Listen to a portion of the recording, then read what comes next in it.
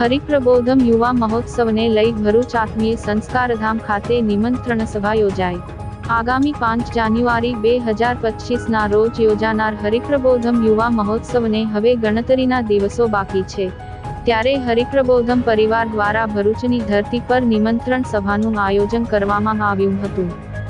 હરિપ્રબોધમ યુવા મહોત્સવની પૂર્વ તૈયારીના ભાગરૂપે પરમ પૂજ્ય હરિપ્રસાદ સ્વામીજીના ઉત્તરાધિકારી પરમ પૂજ્ય પ્રબોધજીવન સ્વામી દર્શનદાન આપવા તારીખ 21 અને 22 બે દિવસ ભરૂચ અંકલેશ્વર શહેરના મહેમાન બન્યા છે, જે સંદર્ભે ગત તારીખ 21ના રોજ પ્રથમ દિવસે ભરૂચ કોલેજ રોડ સ્થિત આત્મીય સંસ્કારધામ ખાતે સમાજના આગેવાનો, ડોક્ટર, એડવોકેટ્સ, બિલ્ડર્સ, બિઝનેસમેન સહિતનાઓની ઉપસ્થિતિમાં નિમંત્રણ સભાનું આયોજન પૂજ્ય પ્રબોધજીવન સ્વામીના સાનિધ્યમાં કરવામાં આવ્યું હતું।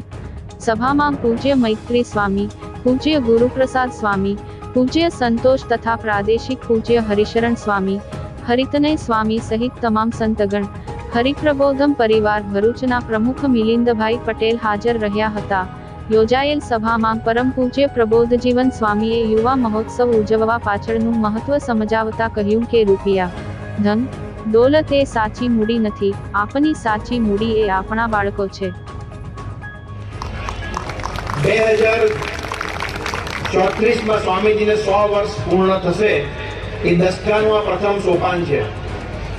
સ્વામીશ્રીનું આ 91મું વર્ષનું આપણે પર્વ ઉજવી રહ્યા છીએ।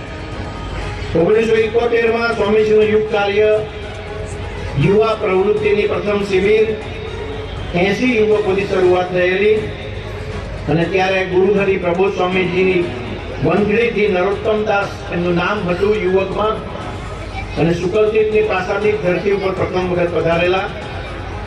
એ ધરતીમાં રમણ થવા માટે આપણે સૌ ભેગા થવાનું છે। આપણા બાળકો આપણી સાચી મૂડી છે।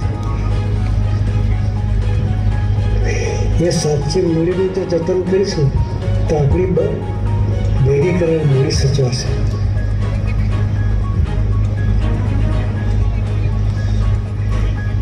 એના આત્માનું જતન એટલે ઉત્સવ,